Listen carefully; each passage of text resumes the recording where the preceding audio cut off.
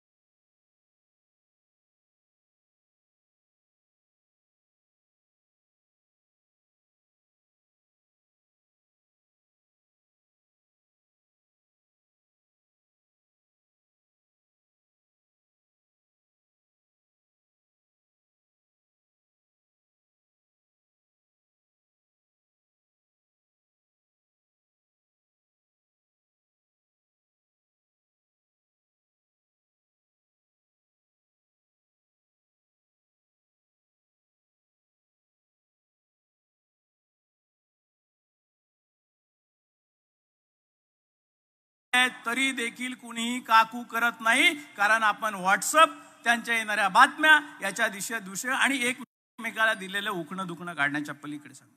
मी एकच उदाहरण या ठिकाणी सांगणार आहे, थांबणार आहे, कारण त्या ठिकाणी मी मुद्दामून आणलंय. त्याच्यासाठी या ठिकाणी मी मुद्दामून तो चित्र आणलंय. मी राऊत साहेबांसमोर सांगतो की जीएसटी कशा कशावर लावला असेल. माझं असं म्हणणं सगळीकडे लावला, व्यापारावरती हरकत नाही, परंतु तुम्ही साधारणतः या ठिकाणी एका माणसावरती, म्हणजे आम्ही दैनंदिन जो खर्च करतो किंवा दैनंदिन जो वागतो त्याच्यात खर्च मी मुद्दामून सांगतोय. एखादा माणूस केस रंगवत असेल तर 20% जीएसटी, चष्मा लावत असेल तर 5% जीएसटी, हेडफोन तर सगळेच वापरतात त्याच्यावर 18% जीएसटी, शर्ट घालत असेल तर 5% जीएसटी, आणि बेल्ट वापरत असेल तर 12% जीएसटी. केसाचं साधारणतः खोबरे तेल जरी लावलं तरी त्याला 18% जीएसटी, आणि शेविंग क्रीम दाढी करत असेल तर 5% जीएसटी, आणि चुकून परफ्यूम वापरत असेल तर 28% जीएसटी. स्किनचं काही मेकअप आपण फेअर अँड लवली, जसे ते फेअर अँड लवली लावतात तसा फेअर अँड लवली लावला तर 28% जीएसटी, आणि अंतर्वस्त्र जी आपण घालतो त्याच्यावरती सुद्धा 12% जीएसटी. जो पंखा आपण वापरतो त्याच्यावरतीही जीएसटी, आणि जो आपण कुकर वापरतो त्याच्यावरती जीएसटी. हे मी का मुद्दामून सांगतोय, कारण तुम्हाला सर्वसामान्य माणसाला, कामगाराला सुद्धा या ठिकाणी नागडं करायचं काम या सरकारने केलंय, लुटायचं काम केलंय, हे आपल्या लक्षात आलं पाहिजे मित्रांनो. शिवसैनिक म्हणून मी एकच या ठिकाणी सांगेल, एक नेपोलियनची स्टोरी आहे, 2च मिनिटाची स्टोरी आहे. नेपोलियनला पॅरिस जिंकायचं होतं. नेपोलियन पॅरिस जिंकण्यासाठी निघाला आणि सीन नदीच्या कानावर येऊन थांबला, आणि तो युद्ध जिंकायला पुढे जात असताना तो परत मागे फिरला. तर पॅरिसच्या लोकांनी सांगितलं की नेपोलियन हा नेबळट आहे, घाबरट आहे, पळून गेला, अशा पेपरमध्ये बातम्या आल्या. परफ्यूम वापरत असेल तर 28% जीएसटी. परत आला स्किनचा काही मेकअप आपण फेअर अँड लवली जसे ते फेअर अँड लवली लावतात तसा फेअर अँड लवली लावला तर 28%. 6 महिन्यांनी तयारी केली आणि पॅरिस वरती चलवून गेला. पॅरिस जिंकलं. 6 महिन्याच्या तयारीमध्ये ज्या ज्या गोष्टी गरजेच्या आहेत त्या सर्व गोष्टी त्याच्या मनाला लागलेलं होतं की पळून गेला नेपोलियन. हे वाक्य त्याच्या डोक्यात इतकं फिट बसलं की त्याने आपलं सैन्य इतक्या पद्धतीने तयार केलं की त्यांनी पॅरिस जिंकलं. आणि पॅरिस जिंकल्यानंतर नेपोलियनला घोड्याची आवड होती. तो घोड्यावरून फिरत असताना सकाळी त्याने पेपर विकणारा मुलगा बघितला. त्याने असा तलवारीने पेपर उचलला आणि बघितलं तर बातमी काय, तर पॅरिसचा योद्धा सम्राट नेपोलियन अशी बातमी होती. हा फरक आहे. फक्त हे याच्यासाठी सांगितलंय की आपल्याला सुद्धा एखादं युद्ध जिंकायचं असेल तर तुमची जी काही कोणी तुम्हाला म्हणत असेल, तुमचा अपमान करत असेल, तुमच्याबद्दल काहीतरी शब्द वापरत असेल, हे पक्क डोक्यात ठेवा की ज्या लोकांनी आपल्या पक्षाला हे खिंडार पाडण्याचा प्रयत्न केला, ह्या सगळ्या चुनुका लक्षात घेऊन, या उणिवा लक्षात घेऊन येणार युद्ध हे उद्धव बाळासाहेब ठाकरे आणि शिवसेना जिंकणार. त्यासाठी ते शब्द पहिले डोक्यात ठेवा की आम्हाला या लोकांनी आमच्याशी गद्दारी केलेली आहे आणि गद्दारीचा आपल्याला जर मोजमाप करायचं असेल तर येणारा जोही काही असेल, महानगरपालिका असेल, दुसरी निवडून येऊ दे, पण प्रत्येक सैनिकाने त्याच ताकदीने पुढे व्हावं. याच्याकरता मी या ठिकाणी आपल्याला उदाहरण दिलंय. मित्रांनो, आपण अनेक गोष्टींवरती बोलतो. या ठिकाणी साहेब मुद्दामून मी एकच गोष्ट सांगतो आणि थांबतो. मुंबईच्या महापालिकेमध्ये जे जे कोविड काळामध्ये झालं याचा दररोज सकाळ हरिपाठासारखा उद्घोष केला जातो. या ठिकाणी पुणे महानगरपालिकेच्या अधिकाऱ्यांमध्ये भ्रष्टाचार केला म्हणून महानगरपालिकेच्या अधिकाऱ्यांना अटक झालेली आहे. तरी देखील प्रचंड पद्धतीचा भ्रष्टाचार या कोविडच्या काळामध्ये पुणे महानगरपालिकेने केला. परंतु याच्यावरती कुठेही बातमी छापून आली कोविडमध्ये अधिकाऱ्यांनी भ्रष्टाचार केला म्हणून त्यांना अटक केली. पण या अधिकाऱ्यांचे बोलवते धनी कोण होते? जे मेहरन लवली लावून फिरतात ना, एक डाव्या बाजूचा आणि उजव्या बाजूचा, हे त्यांना पहिलं अटक केलं पाहिजे. याच्यावर आपण बोललं पाहिजे. 800 कोटीचा पाण्याचा घोटाळा, टँकर घोटाळा हा दररोज पुण्यामध्ये होतोय. याच्यावर आपण बोलायला तयार नाही. तुमच्या सोसायटीत पाणी येत नाही, माझ्या गल्लीत पाणी येत नाही, परंतु त्या टँकरला पोचणारे लोक कोण आहेत याचाही आपण शोध घेतला पाहिजे. फुटपाथवरून आपण जातो, तो फुटपाथचा घोटाळा आहे, महानगरपालिकेचा आहे. कारण आपण पुणे महानगरपालिकेच्या क्षेत्रामध्ये आहोत, आपण फुटपाथवरती बोलत नाही. किती वेळा तुमचा फुटपाथ बदलला गेला. या ठिकाणी कोविडच्या काळामध्ये एका पत्रकाराचा मृत्यू झाला. तो मृत्यू झाला तर महानगरपालिकेकडे अत्यावश्यक अँब्युलन्स नव्हती. महानगरपालिकेकडे, ज्या महानगरपालिकेचं बजेट 6000 कोटीपेक्षा जास्त आहे, परंतु ते झाकलं गेलं, त्याच्यावर बोलले नाही आणि त्याला वेगळा फाटा फोडला. एवढंच मी सांगतो, आपण जागरूक राहिलं पाहिजे. आपल्या शेजार पाजार आणि आपल्या परिसराच्या प्रश्नावर बोललं पाहिजे. आणि मुळात शिवसैनिकांना माझी खूप विनंती आहे, आपण खूप कष्ट करता, आपण खूप निष्ठावान आहात, परंतु आपल्या परिसरामध्ये सुद्धा प्रत्येक घरामध्ये जाऊन त्या लोकांच्या ज्या भावना आज उद्धव बाळासाहेब ठाकरेंबरोबर आहेत, त्यांना कुणीतरी आपला माणूस आमच्याकडे यावा अशी अपेक्षा आहे. आपण थोडे कमी पडतोय. अजून आपण जर त्यांच्या गाठीभेटी घेतल्या तर आपले जे बंद आहेत ते अतूट होतील आणि येणाऱ्या निवडणुकामध्ये त्यांना जो अपेक्षित मुख्यमंत्री आहे, त्यांना महाराष्ट्राच्या जनतेला उद्धव बाळासाहेब ठाकरे हे व्यक्तिमत्व अपेक्षित आहे. हे देण्यासाठी तुम्ही मी एक शिवसैनिक म्हणून या ठिकाणी प्रचारक काम करू शकतो. एवढीच आपल्याला विनंती करतो आणि आपली रजा घेतो. जय हिंद, जय महाराष्ट्र. धन्यवाद कुचिक साहेब. आत्ताच कुचिक साहेबांनी उल्लेख केला आणि आदित्य शिरोडकरांनी आवर्जून सांगितलं की ही भाड्याने आणलेली माणसं नाही. राऊत साहेब, हे पुणे शहर आहे, सुज्ञांचं शहर आहे. इथे प्रत्येक गोष्ट तपासून घेतली जाते आणि माणूस आतून बाहेरून तपासल्याशिवाय इथली लोक मान्यता देत नाहीत. सुरेश भटांच्या ओळीत थोडासा बदल करून सांगतो की भोंदू स्वार्थी गांडुळांचा हा जमाव नाही, साध्याच माणसांचा एल्गार येत आहे. आणि हाच साध्याच माणसांचा एल्गार महाराष्ट्राच्या कानाकोपऱ्यात हे महाप्रबोधन पोहोचवण्याचं काम ज्यांनी केलं ते आमच्या सुषमाताई अंधारे आज व्यासपीठावरती आहेत. ताई, राऊत साहेब, तुम्हाला मी आवर्जून सांगू इच्छितो, हे जे मैदान आहे हे साधं सुद्धा मैदान नाही, ऐतिहासिक मैदान आहे. याला 200-250 वर्षाचा इतिहास आहे. या मैदानावरती महात्मा फुलेंनी 1852 साली अस्पृश्यांच्या मुलींसाठी पहिली शाळा सुरू केली. ती शाळा पुढे विठ्ठलरामजी शिंदेनी घेतली आणि इथे डिप्रेस क्लास मिशनची स्थापना केली. या डिप्रेस क्लास मिशन मध्ये रयत शिक्षण संस्थेचे नंतरचे संस्थापक कर्मवीर भाऊराव पाटील अनेक महाराष्ट्राच्या कानाकोपऱ्यामध्ये शिक्षणाची ज्ञानगंगा सर्वसामान्य बहुजनांच्या घरापर्यंत पोहोचवणारी लोक इथे शिक्षक म्हणून काम करत होती. ताई, तुम्हाला मी आवर्जून इथं सांगतो की या जागेचं नाव अहिल्याश्रम आहे आणि अहिल्याबाई होळकरांच्या वंशजांनी दिलेल्या 20,000च्या देणगीतून हे अहिल्याश्रम स्थापन झालंय. हे मुद्दाम याच्यासाठी सांगतो की या शाळेमध्ये सावित्रीबाईंनी शिकवलंय, फातिमा बे शेख यांनी शिकवलंय आणि आज ज्या पद्धतीने एक शिकलेली महिला या सगळ्या गद्दारांना त्यांच्या घरात जाऊन आव्हान देते, या महाराष्ट्राचं प्रबोधन करते. ताई, तुमचं काम बघून सावित्रीबाईंना आज अभिमान वाटला असता, फातिमा बे शेख यांना अभिमान वाटला असता. आणि म्हणून मी महाराष्ट्राचे मुलूक मैदान तोप वाघीण सुषमाताई अंधारे यांना विनंती करतो की त्यांनी आपलं प्रबोधन करावं. सुषमाताई अंधारे.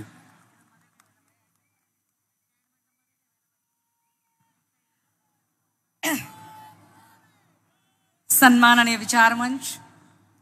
विचारमंचाच्या समोरील आपण सर्व सन्माननीय, परिवर्तनाच्या लढ्यात ज्या ज्या महामानवांनी योगदान दिलं त्या सर्व महामानवांना, महानायिकांना विनम्र अभिवादन करत, शिवसेनेचा हा वटवृक्ष ज्यांनी जगवला, वाढवला, घडवला त्या वंदनीय बाळासाहेबांना अभिवादन करत, मंचावर उपस्थित आम्हा सगळ्यांचे मार्गदर्शक आदरणीय राऊत साहेब, मंचावर उपस्थित संपर्क प्रमुख सचिन भाऊ आहिर, आदित्यजी शिरोडकर, कुचिकजी, आमचे ज्येष्ठ नेते शशिकांत सुतार साहेब, पृथ्वीराज सुतारजी आणि सगळे मान्यवर पदाधिकारी.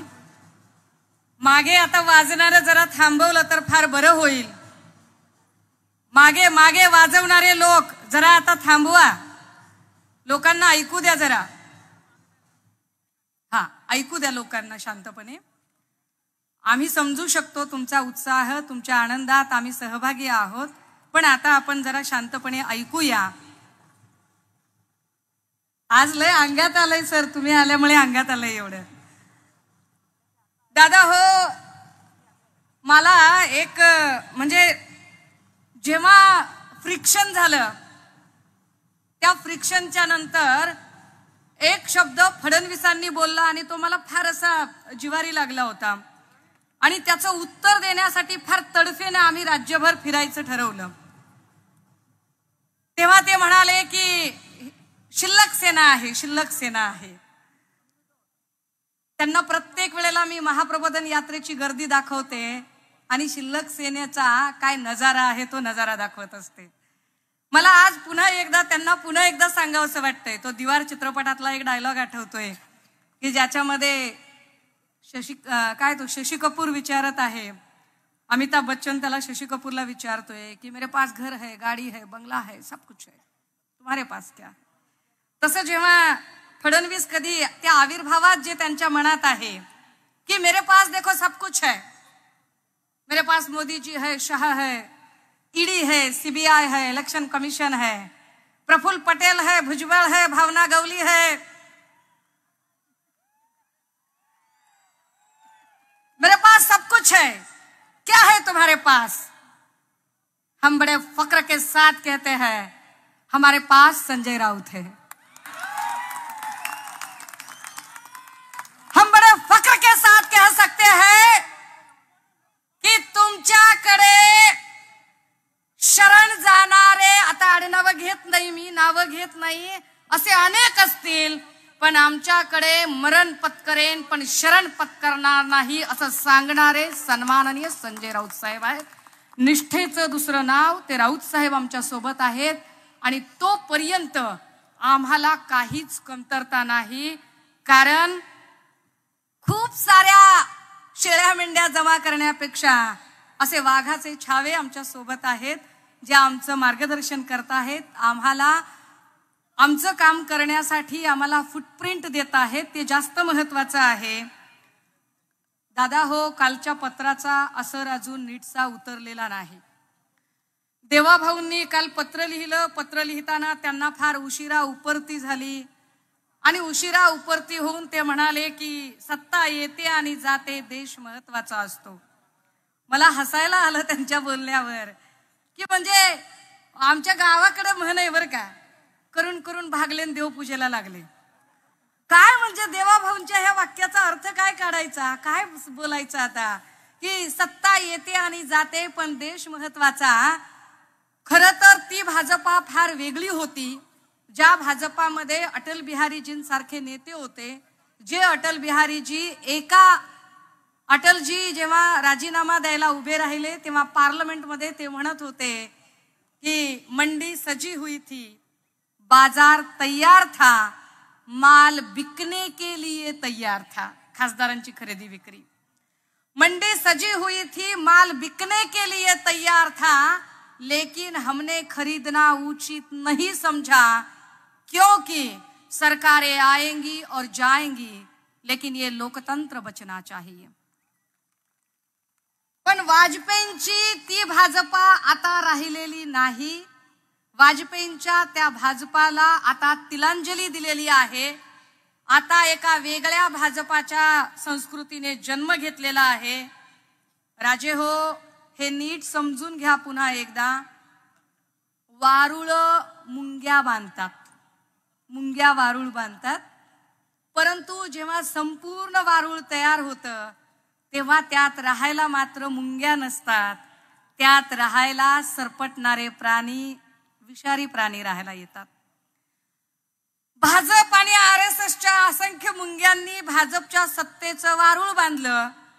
मला वाईट वाटतं चंद्रकांत दादांबद्दलही आणि मेधा कुलकर्णींबद्दलही आणि असंख्य लोकांबद्दल ज्यांना ज्यांना देवाभाऊंनी साईडलाईन केलं, ज्यांना ज्यांना संपवलं. कारण त्या सगळ्या लोकांनी मिळून भाजपच्या सत्तेचं वारुळ बांधलं होतं. पण आता त्या वारुळात त्याच लोकांना राहायचं भाग्य नाहीये. बिचाऱ्या उपाध्ये भंडारी सारख्या लोकांबद्दल तर अपार सहानुभूती वाटते आणि काही चित्रविचित्र बायकांना बघून नुसतंच हसायला येतं. हे काय करायचं यांचं, की या माणसांना ती जागाच नाही मिळाली. दादा हो, ह्या सगळ्या लोकांमध्ये, ह्या सगळ्या सिनोरिओमध्ये फक्त आणि फक्त स्वतःच्या मुख्यमंत्री पदाच्या अतीव महत्वाकांक्षेपोटी, आपल्या अत्यंत हावरट स्वभावापोटी, सत्तेची किती ओढ, किती चटक असावी एखाद्याला, की ती सत्ता आणि ती खुर्ची हस्तगत करण्यासाठी महाराष्ट्राचं राजकारण देवाभाऊंनी कायम अस्थिर ठेवलं. त्याचा परिणाम असा झाला की कुठल्याही राज्याचं जेव्हा सरकार अस्थिर असतं तेव्हा त्या राज्यामध्ये उद्योजकांना गुंतवणूक करण्यामध्ये भय वाटते. ते गुंतवणूक करत नाहीत. परिणामी इथली सरकार देवाभाऊंनी, देवेंद्र फडणवीसांनी इतकी अस्थिर ठेवली की ज्याचा परिणाम इथला एक एक उद्योग बाहेर जायला लागला. आणि पुणे, मुंबई, जिथे अख्ख्या राज्यातनं लोक आपलं पोट भरायला येत होते, वेगवेगळ्या कंपन्यांमध्ये काम शोधायला येत होते, आता ते काम त्यांना मिळणार नाही अशी परिस्थिती निर्माण झाली. पण हे सगळं असताना सुद्धा यावर काही प्रश्न विचारले जातील असं आमच्यासारख्या भाबड्यांना वाटतं. कारण आम्ही या राज्यातले टॅक्स पेयर आहोत. आम्ही घरपट्टी, नळपट्टी, पाणीपट्टी, light bill, toll tax, road tax प्रामाणिकपणे भरतो.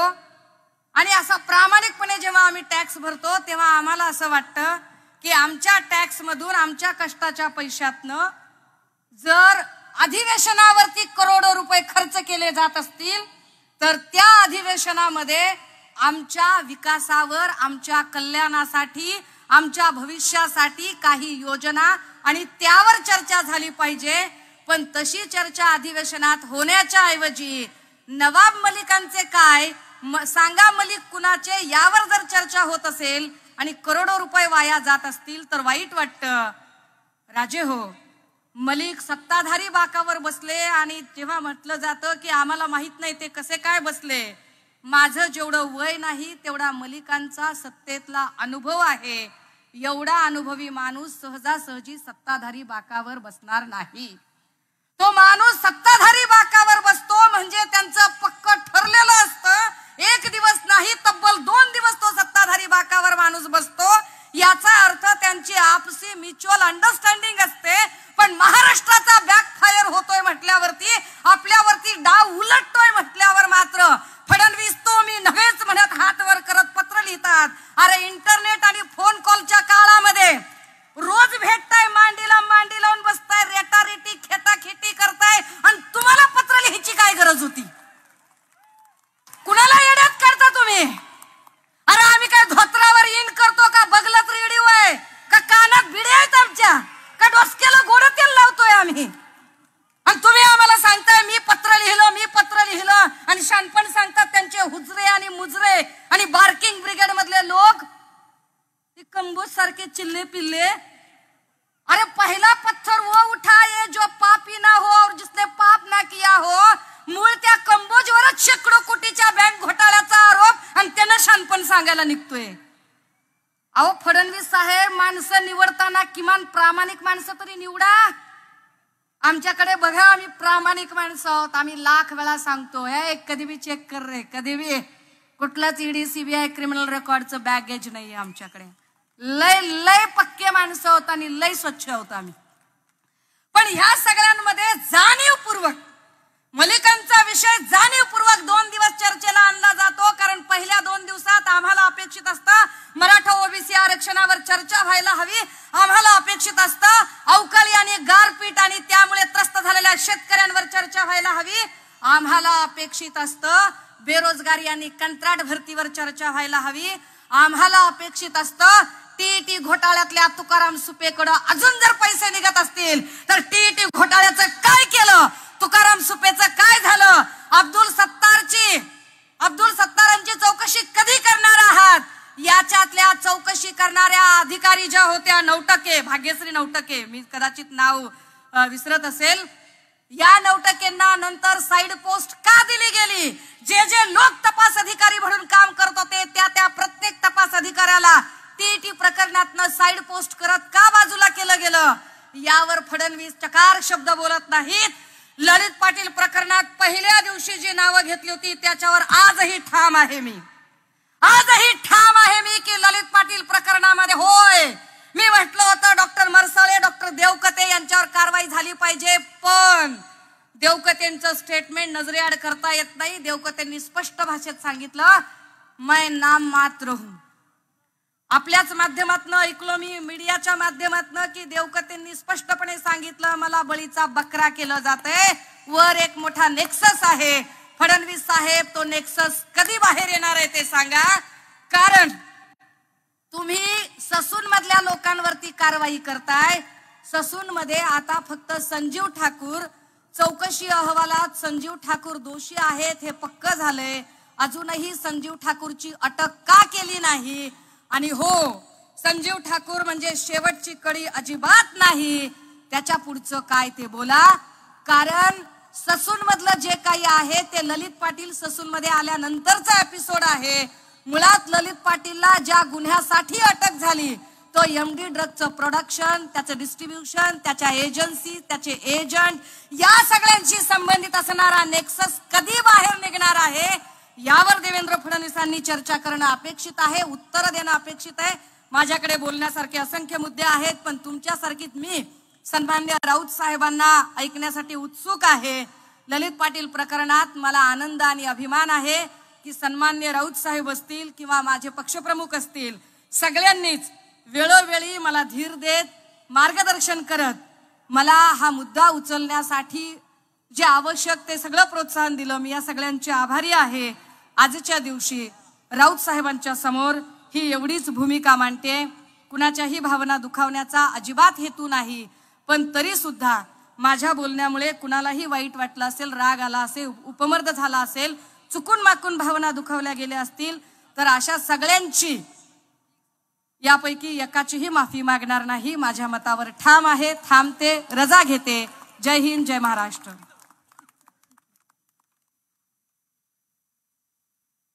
धन्यवाद ताई. नंतर या टीम पुणेचे कॅप्टन माजी मंत्री या पुण्याचे संपर्क नेते आमदार सचिनजी आहेर साहेब. थँक्यू. महाराष्ट्राचे आराध्यदैवत छत्रपती शिवरायांना अभिवादन करून परमपूज्य भारतरत्न डॉक्टर बाबासाहेब आंबेडकरांना अभिवादन करून हिंदू हृदय सम्राट शिवसेना प्रमुख स्वर्गीय बाळासाहेब ठाकरे यांना स्मरण करून तुम्हा आपल्या सर्वांचे नेते आणि विशेषतः पुणे विभागातील विभागीय आपले नेते आदरणीय सन्माननीय खासदार संजय राऊत साहेब, व्यासपीठावर उपस्थित असलेल्या सुषमाताई असतील, सन्माननीय सुतार साहेब असतील, मोकाटेजी असतील, महादेव बाबरजी असतील, आदरणीय माझे मित्र सहकारी कुचिकजी असतील, सर्व महिला आणि विशेषतः नगरसेवक, दोन्ही शहर प्रमुख आणि विशेषतः माझे सहकारी सन्माननीय सहसंपर्क प्रमुख आदरणीय आदित्य शिरोडकरजी, आदरणीय व्यासपीठ उपस्थित असलेले तमाम जिल्ह्याचे प्रमुख पदाधिकारी, तालुक्याचे प्रमुख पदाधिकारी, महिला संघटनेचे, युवा सेनेचे, युवाचं नाव घ्यावं लागेल नाही तर परत उद्या, सर्व आदरणीय व्यासपीठ आणि उपस्थित असलेले तमाम शिवसैनिक बंधू भगिनी बांधून तरुण सहकारी मित्रांनो, ताई तुम्ही जे बोललात ही गोष्ट खरी आहे की आम्ही नागपूरच्या अधिवेशनामध्ये हिवाळीची थंडीगार या एका वातावरणामध्ये जात असताना निवळ ते फक्त सहलीसाठी जातोय की लोकांचे प्रश्न सोडवण्यासाठी जातोय, हाच मूलभूत प्रश्न लोकप्रतिनिधी या नात्याने आता आम्हाला पडायला लागलेला आहे. एका चॅनलवरती बोलत असताना मी हेही सांगितलं की आता तर महाराष्ट्राचा लोकप्रतिनिधी म्हणून घेऊन देखील ओळख करून देण्याची भूमिका आम्हाला घेता येईल की नाही येईल ही मनामध्ये शंका आहे. त्याला कारण असं आहे की एक वेळ अशी होती की महाराष्ट्राचा लोकप्रतिनिधी म्हणून त्याला एक दर्जा होता, एक मान होता, एक सन्मान होता. कुठच्याही इतर राज्यामध्ये गेला तर त्यावेळेच्या हक्कानी बोलायचे की आप कौन से विधायक हो, कैसे हो, कहाँ से हो. आणि मुंबई आणि महाराष्ट्राचं नाव घेतलं तर एक लौकिक आहे. आज अशी वेळ आलेली आहे की कहाँ से हो तर हम महाराष्ट्राचे हे बोलायलाही देखील लाज वाटायला लागली. अशीतली अवस्था आणि व्यवस्था दुर्दैवानी ह्या राजकीय या व्यवस्थेमध्ये झालेली आहे. आणि म्हणून लोकप्रतिनिधी नात्याने या हिवाळी अधिवेशनामध्ये पण आम्हाला हेच अभिप्रेत होता की अवकाळी पावसाच्यामुळे जो कष्टकरी असलेला जो शेतकरी जो अडचणीमध्ये, जो संकटामध्ये सावरला गेलेला आहे, किमान त्याच्यासाठी कोणीतरी मदतीचा हात द्यायला पाहिजे, त्याला कुठेतरी साथ मिळाली पाहिजे. राऊत साहेब, मी आपल्याला सांगू इच्छितो, विरोधी पक्ष या नात्याने आम्ही पहिल्या दिवस पायऱ्यावरती आंदोलन केलं, सरकारला जाग येईल म्हणून भूमिका घेतली. सरकारला जराही जाग आली नाही. फक्त फोटो सेशन करण्यासाठी आशिष जयस्वालच्या मतदारसंघामध्ये राज्याचे मुख्यमंत्री आणि दुसरे उपमुख्यमंत्री नंबर 1 हे जाऊन फोटो सेशन करून आले. आणि मग काल आम्हाला विधान परिषदेमध्ये हा संपूर्ण सभागृह स्थगित करून घेऊन आम्हाला भूमिका घ्यावी लागली का या अधिवेशनामध्ये जर तुम्हाला हे अधिवेशन जर चालवायचं असेल तर शेतकऱ्यांचे प्रश्न सोडवल्याशिवाय किंवा शेतकऱ्यांची भूमिका आम्हाला मांडून दिल्याशिवाय आम्ही हा सभागृह चालवणार नाही. ही भूमिका घेतल्यानंतर त्यांना सभागृह थांबवावं लागलं आणि सोमवारी त्याच्यातली चर्चा घडवावी लागलेली आहे. तर राज्यकर्ते जर लोकप्रतिनिधींच्या माध्यमातून पण जर ऐकणार असतील, लोकांच्या माध्यमातून ते कशा प्रकारे जाणार.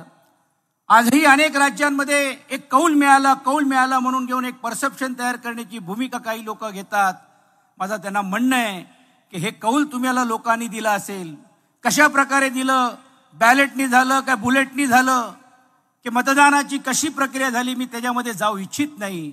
पण किमान ज्या घोषणा तुम्ही त्या त्या राज्यांमध्ये केलेल्या आहेत, आज महाराष्ट्रामध्ये पण ते घोषणेची अंमलबजावणी ही तुम्ही करणार आहात का, हा प्रश्न देखील सर्वसामान्य इकडच्या मतदारांना आहे.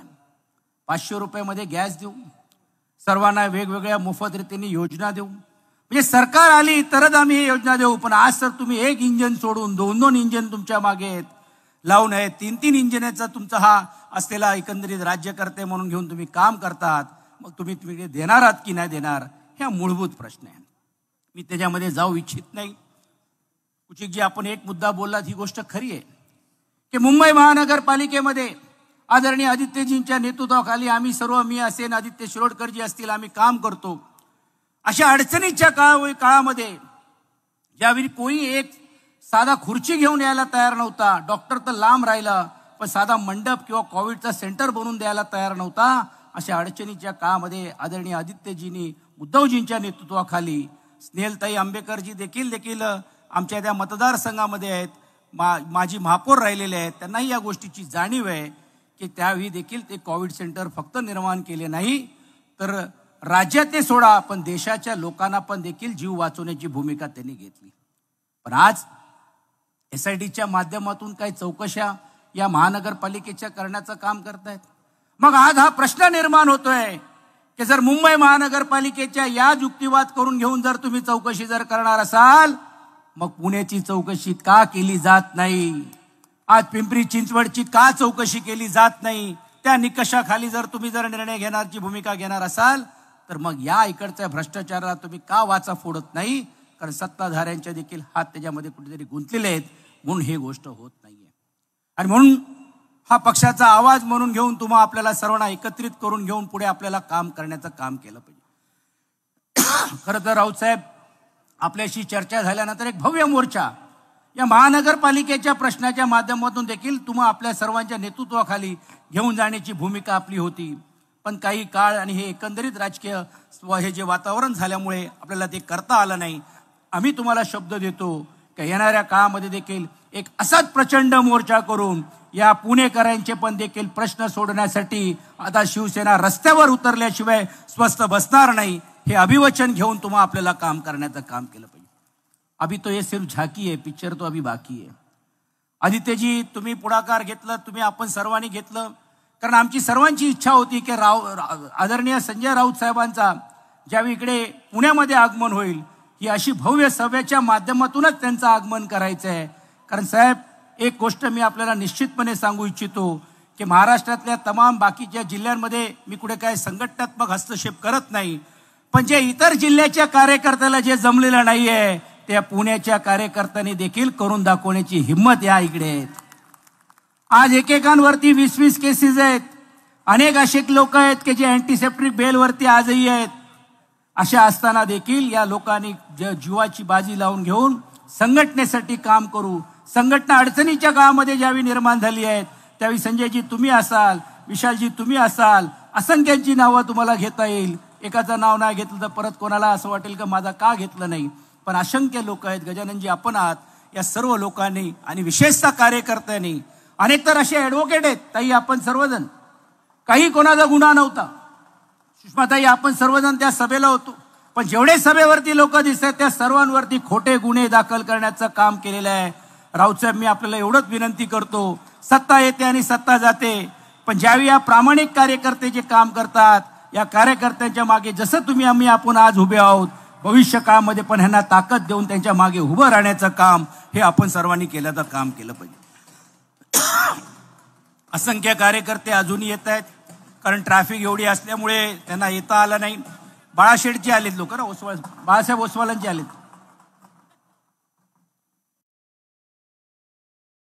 आणि म्हणून मी ज्याचा उल्लेख करत होतो की असंख्य असे जे विषय आहेत ते इकडे करण्याचं काम करतात. जरा एक मिनिटं जरा वाजवण्याचा थांबवा जरा प्लीज. हा बस बाकी कार्यकर्त्यांनी आहे तिकडे थांबा, जरा खुर्च्या द्या त्यांना तिकडे लगेच कार्यकर्त्यांनी. आणि म्हणून मी त्याचा उल्लेख करत होतो की काहींनी भूमिका बदलण्याचं काम केलं. साहेब मला अभिमानाने सांगावे लागतील, मी जा उल्लेख कार्यकर्त्यांचा यासाठी करतो की बाकीच्या जिल्ह्यामध्ये मी जात नाही बोलत नाही पण हे धाडस दाखवण्याचं काम या जिल्ह्यातल्या कार्यकर्त्यांनी केलं. आणि एवढंच नाही की ज्यावेळी अनेक नेते मंडळी जाण्याची भूमिका घेण्याचा प्रयत्न ज्यावेळी होता त्यावेळी मला अभिमानाने सांगावं लागेल की फक्त 2-3 लोक सोडल्या व्यतिरिक्त एकही शिवसैनिक या जिल्ह्यातला आणि विशेषतः या पुणे शहरातला हल्लेला नाही. या गोष्टीची निश्चितपणे जाणीव आपल्याला करून घ्यायची. ठीक आहे, ज्यांना काही पक्षांनी ज्यांना एवढं दिलं आज त्यांनाच वाटायला लागलंय का बा आम्हाला काहीतरी कमी मिळालंय आणि ते आज तुमच्यावरती टीका करतायत. म्हणजे माणसांनी कुठे करावं, वरती आपल्या आसमानावरती थुकल्यानंतर काय होणार आहेत. काही तर असे बोलतायत की संजय राऊत साहेबांचा बळीचा बकरा केला. अरे बळीचा बकरा केल्यानंतर 2024 नंतर कोण बकरा आहे आणि कोण वाघ आहे हे इकडची जनता तुम्हाला दाखवल्याशिवाय राहणार नाही. अशी म्हणणे.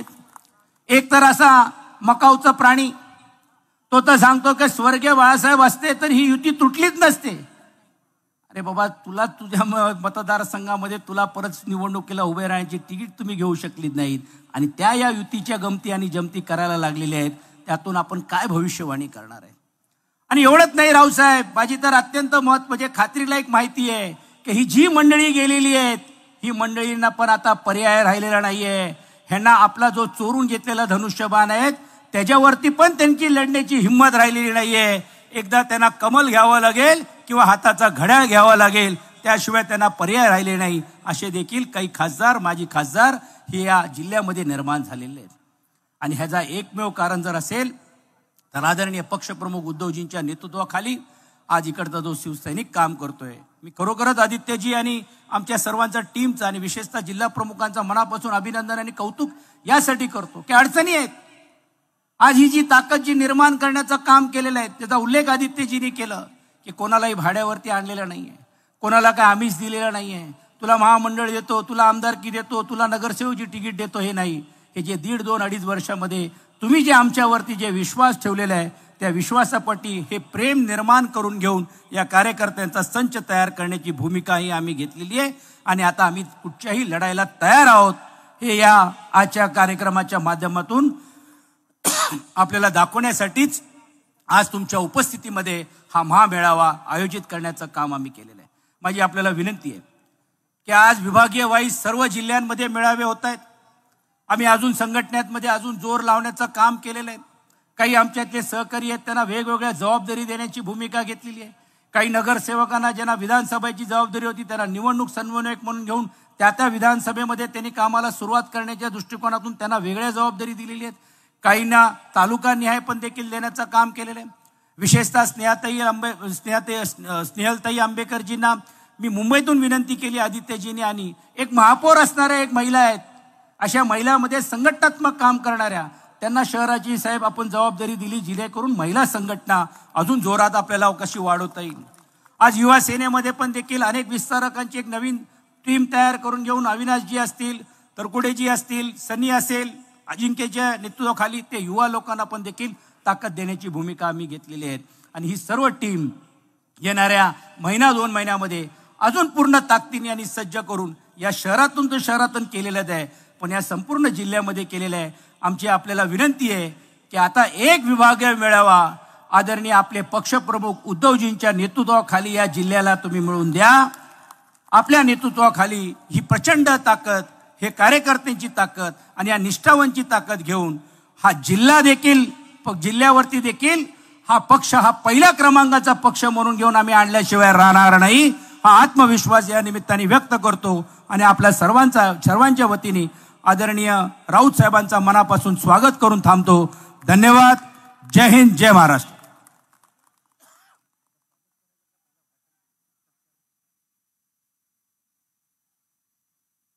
धन्यवाद आहिर साहेब.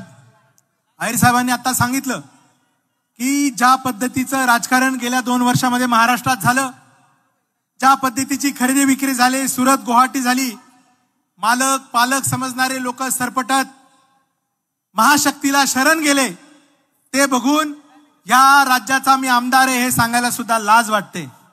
राऊत साहेब, आमदारांना या राज्याचे ते आमदार आहेत म्हणून सांगायला लाज वाटते, परंतु राऊत साहेब आमचे नेते आहेत याचा आम्हाला अभिमान वाटतो. कारण राऊत साहेब, ज्या पद्धतीने तुम्हाला गप्प करायचं काम या भाजपा सरकारने केलं आणि ज्या पद्धतीने तुम्ही त्याला पुरून उरलात, मग ईडी असेल, सीबीआय असेल, तुरुंग असेल, या सगळ्यांना तुम्ही पुरून उरलात आणि तुमचा कणा तुम्ही ताट ठेवला, म्हणून समाजामध्ये आम्ही शिवसैनिक आमची मान ताट ठेवू शकतो. त्यामुळे तमाम शिवसैनिकांच्या वतीने राऊत साहेबांना मी धन्यवाद देतो की राऊत साहेब, तुम्ही खरा शिवसैनिक कसा असावा आणि फ्रंटवरनं कसं लढायचं असतं आणि सत्यासाठी कुठला त्याग करायचा असतो याचं मूर्तिमंत स्वरूप महाराष्ट्रासमोर दाखवलं. यानंतर आपण सर्वच राऊत साहेबांचं भाषण ऐकण्यासाठी आतुर आहोत. तत्पूर्वी या विधानसभा मतदारसंघाच्या म्हणजे कॅन्टोन्मेंट विधानसभा मतदारसंघाचे अध्यक्ष उत्तमजी भुजबळ आणि कसबा विधानसभा मतदारसंघाचे अध्यक्ष विशाल शेवाळे यांना मी विनंती करतो की त्यांनी विशाल धनवडे यांना मी विनंती करतो की त्यांनी राऊत साहेबांचा सत्कार करावा. स्थानिक मतदारसंघाचे विधानसभा प्रमुख विशाल धनवडे, नगरसेवक विशाल धनवडे व कॅन्टोन्मेंट विधानसभा मतदारसंघाचे प्रमुख उत्तमजी भुजबळ यांना मी विनंती करतो की त्यांनी राऊत साहेबांचा सत्कार करावा. यानंतर महिला आघाडीच्या वतीने कल्पनाताई थोरवे आणि त्यांच्या सर्व सहकाऱ्यांना मी विनंती करतो की राऊत साहेबांचा आपण सत्कार करावा. युवा सेनेच्या वतीने सनी गवते आणि त्यांच्या सहकार्याने मी विनंती करतो की युवा सेनेच्या वतीने त्यांनी सत्कार करावा. इथे असंख्य कार्यकर्ते आहेत, मुस्लिम कार्यकर्ते आहेत, दलित कार्यकर्ते आहेत, आदिवासी कार्यकर्ते आहेत, ख्रिश्चन कार्यकर्ते आहेत की त्यांची खऱ्या अर्थाने राऊत साहेबांना भेटायची इच्छा आहे. अनेक प्रश्नांवरती त्यांना निवेदन देण्याची इच्छा आहे. त्यातल्या काही फार थोड्या लोकांना आपण इथे आमंत्रित करू शकतो. मुस्लिम समाजाच्या वतीने एक शिष्टमंडळ राऊत साहेबांना भेटू इच्छितं. स्टेजच्या उजव्या बाजूला असलेल्या मुस्लिम समाज बांधवांना मी विनंती करतो की त्यांनी राऊत साहेबांचा सत्कार करावा. पर्वती विधानसभा मतदारसंघाचे सगळे विभाग प्रमुख आणि बाळा वसवाल यांना मी विनंती करतो की त्यांनी राऊत साहेबांचा सत्कार करावा.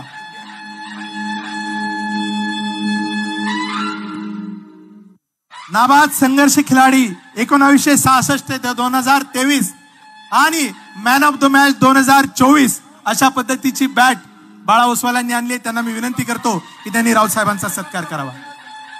ज्यांच्या हातून सत्कार झालाय त्यांनी त्वरित हे व्यासपीठ रिकामं करावं.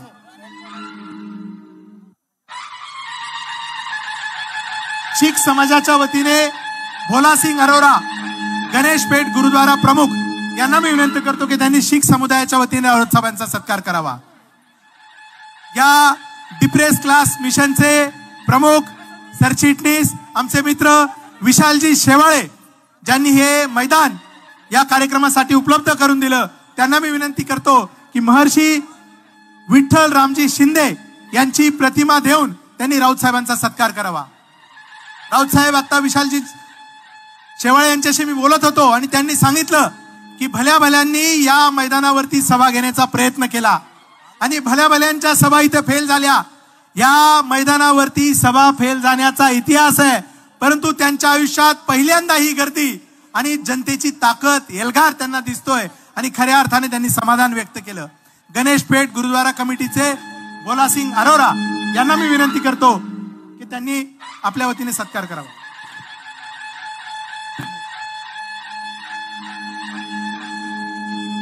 शिवसेनेच्या वतीने वेगवेगळ्या माध्यमातून किल्ला लढवायचा काम असंख्य शिवसैनिक करत असतात, कलाकार करत असतात. आपल्या व्यंगचित्रांच्या माध्यमातून खऱ्या अर्थाने बाळासाहेबांना आदरांजली आणि शिवसेनेचं काम करणारे अमित पापड हे इथे संजय राऊत साहेबांना एक व्यंगचित्र भेट करू इच्छितात. त्यांना मी विनंती करतो की त्यांनी राऊत साहेबांचा सत्कार करावा. आणि सरते शेवटी या कार्यक्रमासाठी त्यांनी अहोरात्र मेहनत केली ते पुणे शहर शिवसेनेचे शहराध्यक्ष संजय मोरे आणि गजानन थरकुडे यांना मी विनंती करतो की त्यांनी राऊत साहेबांचा सत्कार करावा. अमित पापड,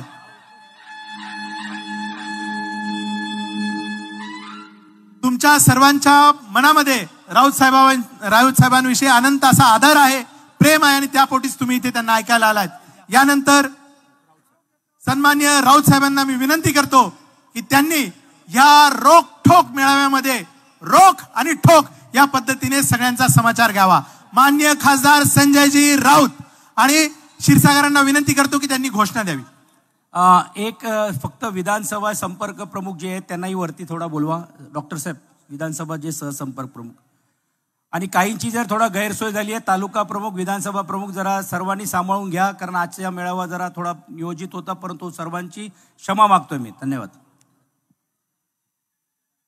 विधानसभा संपर्क प्रमुख दिलीपराव तांबोळी हडपसरचे सहसंपर्क प्रमुख असतील. बाकी 8ही विधानसभा मतदारसंघाचे जे सहसंपर्क प्रमुख आहेत त्यांना मी विनंती करतो की त्यांनी, आणि यानंतर मी क्षीरसागर यांना विनंती करतो, हर्षलला विनंती करतो की त्यांनी घोषणा द्यावी आणि तदनंतर राऊत साहेब सगळ्यांचा समाचार घेतील. अखंड हिंदुस्थानचे काही वारी प्रबोधनकार सुपुत्र, देव देश धर्म मराठी मनाचे मानबिंदू, हिंदू अस्मितेचे शिरोमणी, हिंदुस्तान हिंदू, हिंदुस्तानचे एकमेव हिंदू हृदय सम्राट, हिंदू धर्म रक्षक महानेता सरसेनापती माननीय शिवसेना प्रमुख श्रीमान बाळासाहेब ठाकरे यांचा आवाज कोणाचा?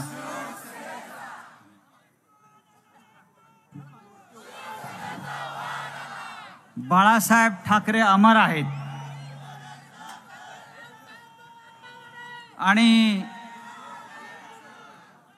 शिवसेना अजिंक्य आहे, लक्षात घ्या.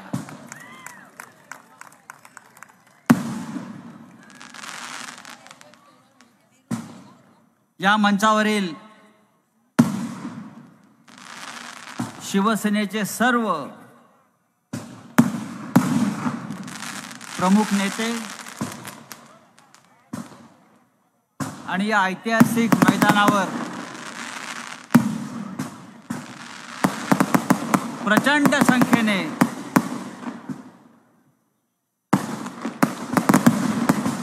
उपस्थित असलेले पुण्यातले शिवसैनिक, माता भगिनींनो,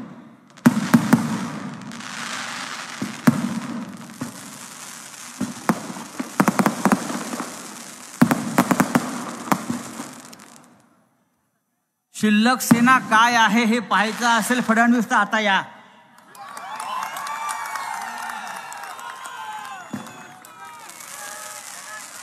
ही शिल्लक सेना एवढी मोठी असेल,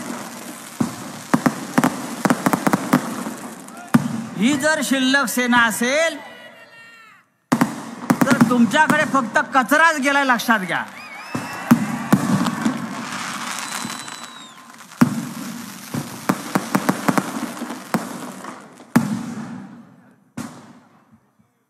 शिवसेना म्हणजे महासागर आहे. शिवसेना म्हणजे उसळता महासागर आहे, लाट आहे आणि त्याला कधीच ओहोटी लागत नाही. देवेंद्र फडणवीस या मैदानात आणि शिवसेना कशी मैदानात उतरलेली आहे पुण्याच्या, हे एकदा पहा. यायला पाहिजे आपण एकदा बघा ही काय शिवसेना आहे. अरे आम्हाला शिल्लक सेना म्हणता. 2024 नंतर तुम्ही शिल्लक राहणार आहात का हा विचार करा. 2024 नंतर आपण शिल्लक राहणार नाही. या महाराष्ट्रामध्ये ज्याला तुम्ही शिल्लक सेना म्हणताय ती शिवसेना सत्तेवर आम्ही आणून दाखवू.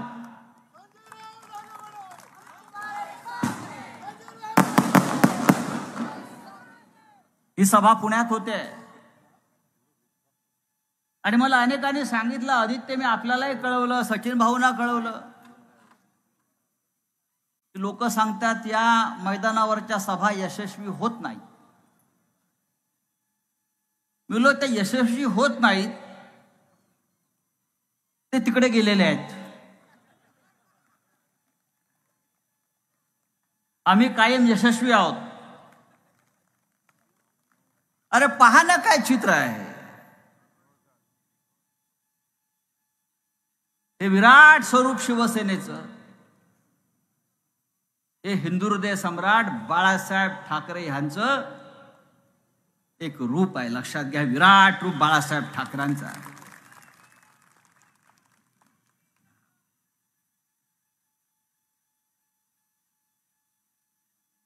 या सभेनं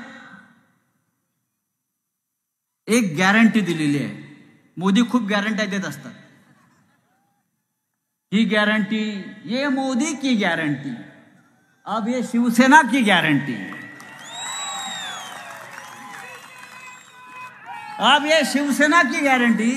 या पुण्यातून शिवसेनेचे किमान 3 आमदार जातील आणि लोकसभेचा खासदार हा भारतीय जनता पक्षाचा नसेल, ये हमारी गॅरंटी.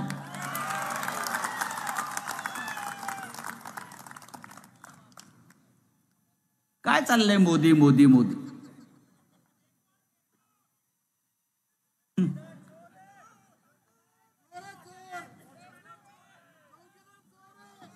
नाही, मी काय बोलत नाही. मी अत्यंत सभ्य माणूस आहे. लोक म्हणतात हा शिवराळ आहे, पण जी भाषा मला बाळासाहेब ठाकरेंनी शिकवली ती या महाराष्ट्रातल्या संतांची भाषा आहे. आयशा नरा मोजूनी माराव्या पैजारा, 1000 माराव्या आणि 1 मोजावा.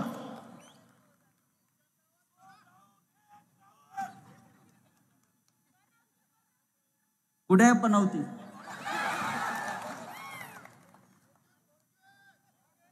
दोन 2024 नंतर पनवती जाईल, काळजी करू नका. 2024 नंतर या महाराष्ट्राला लागलेली पनवती, आपल्या शिवसेनेला लागलेली पनवती, या देशाला लागलेली पनवती ही 100% दूर होते आहे. 7.5 गेलेले, आता पनवती सुद्धा जाईल. एकदा बाळासाहेब ठाकरेंनी सांगितलं होतं, आज जे तुम्हाला नरेंद्र मोदी दिसत आहेत ही बाळासाहेब ठाकरेंची कृपा आहे. अटल बिहारी वाजपेयी त्यांना मुख्यमंत्री पदावरून गुजरातच्या काढायला लागले होते.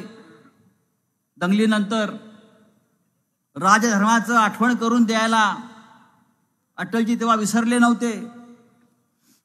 पण जेव्हा बाळासाहेब ठाकरेंना विचारण्यासाठी अडवाणी मुंबईला आले की आम्हाला नरेंद्र मोदींना मुख्यमंत्री पदावरून काढावं लागेल, अख्खं जग टीका करताय, तेव्हा बाळासाहेबांनी सांगितलं, नरेंद्र मोदी गया तो गुजरात गया, तुम्ही एक करू नका. पण आज संपूर्ण देश सांगतोय नरेंद्र मोदी वापस आया तो पूरा देश गया. तो वापस नहीं आएगा, नहीं तो देश जाएगा. लोकशाही जाईल, स्वातंत्र्य जाईल, सर्व काही जाईल. 5 राज्यांच्या निवडणुकाचे निकाल लागले. आम्हाला वाटलं होतं मध्य प्रदेश, राजस्थान या राज्यामध्ये भारतीय जनता पक्षाचा पराभव होईल, पण तिकडे त्यांना विजय मिळाला. काय आहे, आम्हाला ते कुठे लाट दिसली नाही मोदीची. मी गेलो होतो मध्य प्रदेशमध्ये, राजस्थानला. सगळ्या एजन्सी मोठ्या मोठ्या सांगत होत्या भारतीय जनता पक्षाचा पराभव होतोय. लोक चिडलेले आहेत, लोकांच्या मनामध्ये संताप आहे. महागाई, बेरोजगार, अनेक प्रश्न आहेत. पण ते तुमचं ईव्हीएम उघडलं आणि धडाधड धडाधड धडाधड धडाधड ईव्हीएम ईव्हीएम ईव्हीएम. आम्ही सांगतो, आम्ही ईव्हीएम वर टीका करत नाहीये, पण लोकांचा विश्वास नाहीये. या देशातली फक्त एक निवडणूक बॅलेट पेपरवर घ्यायची हिंमत दाखवा, फक्त एक. मग विधानसभेच्या असेल, लोकसभेच्या असेल, नाहीतर पुण्याच्या महानगरपालिकेची घ्या. फक्त एक निवडणूक बॅलेट पेपरवरती घेऊन दाखवा, आणि मग जो का निकाल असेल तो संपूर्ण देश स्वीकारायला तयार आहे. संपूर्ण देश स्वीकारायला तयार आहे. पितळ नाही, दुसरं काहीतरी उघडं पडेल. उघडेच आहेत ते, दुसरं काही बोलत नाही मी. एका पत्रकारानं मोदीला विचारलं खासगीत, अहो आपण लोकांना मूर्ख बनवून पंतप्रधान होता, झालात. मोदी त्याला म्हणतात खासगीत, गलत, एकदम गलत. मैंने किसी को बेवकूफ नहीं बनाया, लेकिन इस देश के लोग इतने बेवकूफ हैं, ये वो बेवकूफ लोगों ने मुझे प्रधानमंत्री बनाया. ही परिस्थिती आहे देशाची. मूर्खांनी बनवलाय, अंधभक्तांनी बनवलाय. ही अंधश्रद्धा आणि अंधभक्ती या देशाला खड्ड्यात घालते आहे, लक्षात घ्या. आम्ही मध्य प्रदेशचे निकाल बघितले, राजस्थानचे निकाल पाहिले, त्यानंतर नरेंद्र मोदीचं भाषण ऐकलेलं झालेलं आम्ही ऐकलं. 2024 में ये मोदी की गारंटी है. ये हॅट्रिक करेंगे, हम हॅट्रिक करेंगे. अरे घंटा हॅट्रिक करणार? कसल्या गॅरंट्या घेताय तुम्ही? तुम्ही गेल्या 10 वर्षात ज्या गॅरंट्या देशाला आणि जनतेला दिलेल्या त्याचं काय झालं आधी सांगा. 2014 साली पहिली गॅरंटी होती मोदीची. काय होती? काय होती? किती आले? किती आले? काय आलं? घंटा आला ना.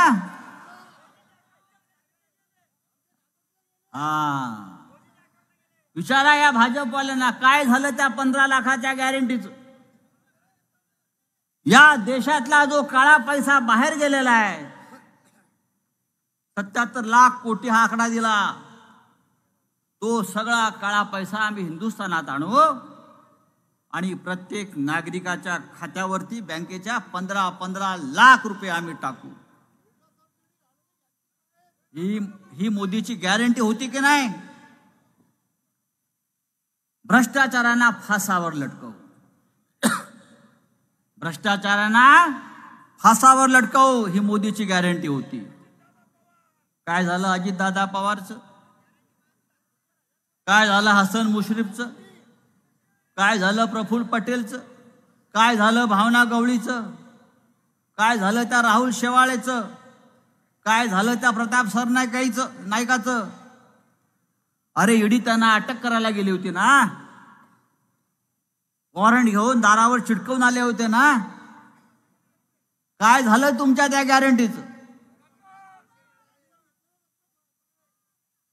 ही मोदीची गॅरंटी. मोदीची गॅरंटी काय होती? या देशातला दहशतवाद पूर्णपणे संपवून टाकू.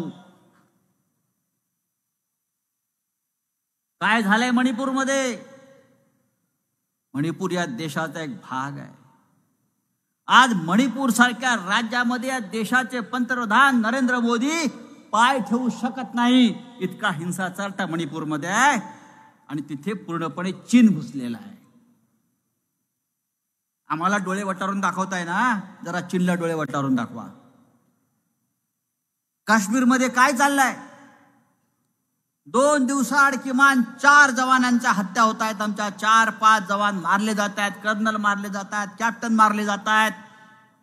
तुम्ही दहशतवाद संपवणार होता ना. काश्मीरी पंडित आमचे घर वापसी काश्मीरी पंडितांची करणार. घर वापसी. हिंदुत्ववादी आम्ही घर वापसी करणार. किती गेले काश्मीरी पंडित घरी? मी गेल्या 2 वर्षात 3 वेळा काश्मीरला जाऊन आलो. जम्मूच्या रस्त्यावर निर्वासितांच्या छावण्यामध्ये आजही हजारो काश्मीरी पंडित निर्वासिताचं जीवन जगतायत आणि त्या प्रत्येकाच्या त्या निर्वासित छावण्यावर बाळासाहेब ठाकरेंचा फोटो लावलेला आहे. लक्षात घ्या. आजही ते हिंदुहृदय सम्राट बाळासाहेब ठाकरेंना मानतात.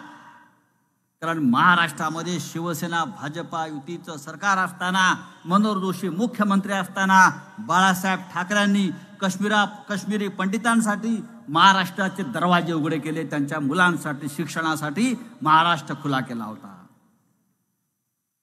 याला म्हणतात हिंदुहृदय सम्राट. हे तुम्ही बोगस हिंदुहृदय सम्राट, नकली हिंदुहृदय सम्राट. किती वेळा, किती आणि कसल्या गॅरंट्या घेणार तुम्ही हिंदुत्वाच्या? महागाई, अरे 40 रुपये लिटर पेट्रोल करू अशी गॅरंटी होती. मग काय झालं? अरबी समुद्रात शिवाजी महाराजांचा पुतळा उभारणार होते. कुठे आहे शिवाजी महाराज? टोलमुक्त महाराष्ट्र करणार होते. तेव्हा तुम्ही त्या गॅरंटीच्या गोष्टी आम्हाला सांगू नका. तुमच्यावरती आता आमचा विश्वास राहिलेला नाही. 1 नंबरचं खोटारडे आणि भंपक लोक आहात.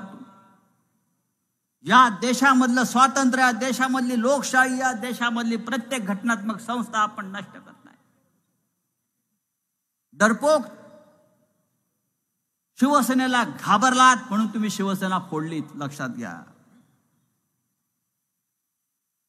या नरेंद्र मोदी आणि अमित शहाने काय केलं? महाराष्ट्राचा स्वाभिमान, महाराष्ट्राचा अभिमान, महाराष्ट्राचं शौर्य मराठी माणसाचं शौर्य हे खतम करण्याचा प्रयत्न केलाय, चालू केलाय. याचं कारण असं आहे, या महाराष्ट्रामध्ये छत्रपती शिवाजी महाराज जन्माला आले ही त्यांच्या मनामध्ये असूया आहे. या महाराष्ट्रात छत्रपती शिवाजी महाराज जन्माला आले. आणि औरंगजेब कुठे जन्माला आला माहिती आहे का तुम्हाला? औरंगजेब हा गुजरात मध्ये जन्माला आला. तुम्हाला माहित नसेल तर सांगतो. म्हणून तर औरंगजेबाच्या औलाद या महाराष्ट्रावर चाल करून येते गुजरातची. या राज्यामध्ये, या महाराष्ट्रामध्ये, या मराठी मातीमध्ये छत्रपती शिवाजी महाराज जन्माला आले. हिंदू स्वराज्य रक्षक, हिंदवी स्वराज्य संस्थापक. आणि त्या हिंदवी स्वराज्य संस्थापकावर चाल करून येणारा औरंगजेब हा गुजरातच्या मातीत जन्माला आला. गुजरातच्या मध्ये एक दाहोद नावाचं गाव आहे, तिथं औरंगजेब जन्माला आला. आणि म्हणून ती पिलावळ आपल्या महाराष्ट्राला नष्ट करण्यासाठी, शिवसेनेला नष्ट करण्यासाठी दे माय धनी फाय. त्या गुजरात मधून महाराष्ट्रामध्ये काय येते सध्या? महाराष्ट्रातला सगळा उद्योग गुजरातला आणि गुजरातलं ड्रग्स महाराष्ट्रात, हा खेळ चालू आहे. सगळा उद्योग महाराष्ट्रातला, गुजरातला, आणि गुजरातचं सगळं ड्रग्स त्या मुंद्रा बंदरात ड्रग्स उतरतं. पुण्यापासून नाशिक पर्यंत महाराष्ट्राच्या कानाकोपऱ्यात तरुण पिढी या महाराष्ट्राची, मराठी माणसाची खतम करण्याचं काम ही गुजरातची लॉबी करते आहे. खतम करायचं काम या महाराष्ट्राला गुजरातची लॉबी करते आहे. या पुण्यामध्ये मग अशी काही बोर्ड पाहिले मी, इथे शांतता, काय पुणेकर वाचत आहेत, शांत असंच काहीतरी आहे ना, शांतता पुणेकर वाचत आहेत. काहीतरी पुस्तकाचा एक मेळावा भाजपवाले भरवतायत. पुणेकरांनो, शांत राहू नका. हे तुम्हाला, तुमच्या तरुण मुलाबाळांना, विद्यार्थ्यांना ड्रगच्या माध्यमातून कायमचं शांत करण्याचं यांचं षडयंत्र आहे. पुण्यात एक परंपरा आहे, पुण्याला एक संस्कृती आहे. या संस्कृतीचं रूपांतर या विकृतीमध्ये करण्याचं काम चालू आहे. आज सकाळी बातमी वाचली, मुंबईत पुण्यामध्ये विमाननगर भागात विश्रांतवाडी नावाचा भाग आहे. तिकडल्या ज्येष्ठ नागरिकांनी पोलीस आयुक्तांना एक निवेदन दिलेलं आहे. ते निवेदन फार गंभीर आहे, आपण वाचा. त्यात त्यांचं असं म्हणणं आहे, त्या संपूर्ण भागाचा रूपांतर बँकॉकमध्ये होत आहे. बँकॉकमध्ये पुण्यातल्या विश्रांतवाडी भागातल्या ज्येष्ठ नागरिकांनी पोलीस आयुक्तांना दिलेलं निवेदन आहे, आजच किंवा काल आज प्रसिद्ध झालं आहे. बँकॉक, पुण्याचं बँकॉक होत आहे. त्या बँकॉकमध्ये काय असतं? ड्रग्स असतो, वेश्या व्यवसाय असतो, जुगार असतो.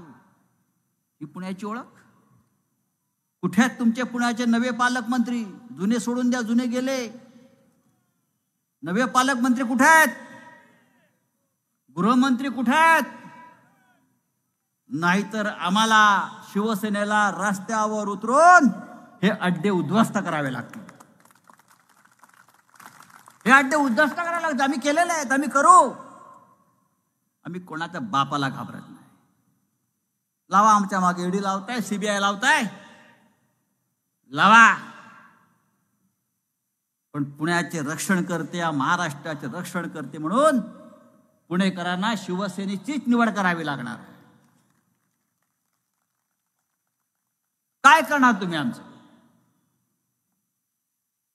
पुणे अशा प्रकारे नष्ट होत असताना शिवसेना गप्प बसू शकत नाही. एक संस्कार आम्ही घेतला या पुण्यातून. तुम्ही पुणेकरांना का वाचायला शिकवताय? पुण्यासारखे वाचन संस्कृतीमध्ये माहीर असलेले लोक नाहीत. या महाराष्ट्राला लिहा वाचायला पुण्याने शिकवलंय. हे जर त्या भाजपवाल्यांना माहीत नसेल तर त्यांनी पुण्याचा इतिहास चालला पाहिजे. विद्येचं माहेरघर, संस्कृतीचं माहेरघर. पुण्यात काय नाही, त्या पुण्यात तुम्ही ड्रग्स आणता. कोण आहेत ते मंत्री, तुम्ही नाव सांगायला पाहिजे सुषमाताई. या सगळ्या ड्रग्स रॅकेटमध्ये पुणे नाशिकमध्ये शिंदे गटाचे 2 मंत्री आहेत. शिंदे गटाचे मी आता सांगतोय, या कॅबिनेट मधले 2 मंत्री सिनियर या ड्रग्स रॅकेटमध्ये आहेत. ललित पाटील पासून अनेक ड्रग्स माफियांकडून त्यांना महिन्याला हप्ते जात होते. काय म्हटलं माहिती आहे ना, मी नाव सांगायची गरज नाही. इकडला बच्चा जाणतोय कोण आहे तो. काय करतायत देवेंद्र फडणवीस गृहमंत्री, काय करतायत काय. त्या फडणवीसांचं एक स्टेटमेंट होतं 12/9/2022 बरं का. गृहमंत्री पदाचं सूत्र हाती घेतल्यावर उपमुख्यमंत्री म्हणतायत, राज्यात अंडरवर्ल्ड डॉन दाऊद इब्राहिम संदर्भात कोणत्याही हालचाली पुढे आल्यास त्या तिच्या तिथे ठेचून काढू. गृहमंत्री फडणवीस 12/9/2022. प्रफुल्ल पटेलचं स्वागत कोण करताय, कोण करताय. इक्बाल मिर्ची कोण आहे. अरे इक्बाल मिर्ची हा मुंबईतल्या बॉम्बस्फोटाचा खरा सूत्रधार, दाऊदचा राईट हँड मॅन इक्बाल मिर्ची. हे जे मुंबईतले 12 बॉम्बस्फोट झाले, त्या बॉम्बस्फोटामागे आर्थिक ताकद उभी करणारा हा इक्बाल मिर्ची. त्या इक्बाल मिर्चीकडून या प्रफुल्ल पटेल आणि कंपनीनं 450 कोटी रुपयाची जमीन खरेदी केली असं म्हणतात. कागदावर आहे, मी म्हणत नाही. हे अमित शहा सांगत होते कालपर्यंत. हे अमित शहा सांगत होते टीव्हीवर. ये कैसा हो गया ऐसा, जिस इकबाल मिर्ची के ऊपर लुकआउट नोटिस है, रेड कॉर्नर नोटिस है, उसके साथ प्रफुल्ल पटेल कैसा व्यवहार कर सकता है. त्यांचा एक प्रवक्ता संबित पात्रा तो त्यावेळेला सोनिया गांधीला प्रश्न विचारत होता, या प्रफुल्ल पटेलला तुम्ही मंत्रिमंडळामध्ये कसं घेतलात, त्याचे दाऊदशी संबंध आहेत. अरे या देशाचे प्रधानमंत्री नरेंद्र मोदींनी सांगितले का भाषेत, या राष्ट्रवादी काँग्रेसमधले काही लोक मिरची व्यापार करतात असं अप्रत्यक्ष बोलले, मिरची व्यापार करतात. आता त्या मिरचीचं काय झालं, गाजर झालं का. दाऊदशी तुम्ही दाऊदला चिरडून टाकणार होतात, दाऊदच्या संबंधित लोकांना तुम्ही चिरडून टाकणार होतात, पण त्याच परम आदरणीय प्रफुल्ल पटेल हे 2 दिवसापूर्वी जाऊन अमित शहाना भेटले हसत हसत. अमित शहानी त्यांचं हसत हसत स्वागत केलं. प्रधानमंत्र्यांना भेटले जाऊन, प्रधानमंत्र्यांनी त्यांना मिठी मारली. हे ढोंग, महाराष्ट्रामधलं हे ढोंग आपल्याला नष्ट करायचं आहे. नवाब मलिकला तुमचा विरोध आहे ना, मग पटेलला का नाही. नवाब मलिकला विरोध आहे, मग पटेलला का नाही. हा साधा प्रश्न या महाराष्ट्राच्या जनतेला पडलेला आहे. हा साधा प्रश्न या देशाला पडलेला आहे. आम्ही कुणाची बाजू घेत नाही, मी कुणाची बाजू घेत नाही, कुणाला विरोध करत नाही, पण जे समोर सत्य दिसतंय ते ठोसून आणि ठोकून आम्हाला सांगावं लागेल. तुम्ही आम्हाला कायदा शिकवताय, तुम्ही कायद्याचं पालन करता का. तुम्ही या डॉक्टर बाबासाहेब आंबेडकरांनी जे आम्हाला संविधान दिले त्याचं तुम्ही पालन करता का. इलेक्शन कमिशन शिवसेना बाळासाहेब ठाकरेंची, बरोबर ना. 60 वर्षापूर्वी हिंदू हृदय सम्राट बाळासाहेब ठाकरे यांनी ही ठिणगी टाकली शिवसेनेच्या विचारांच्या महाराष्ट्रामध्ये.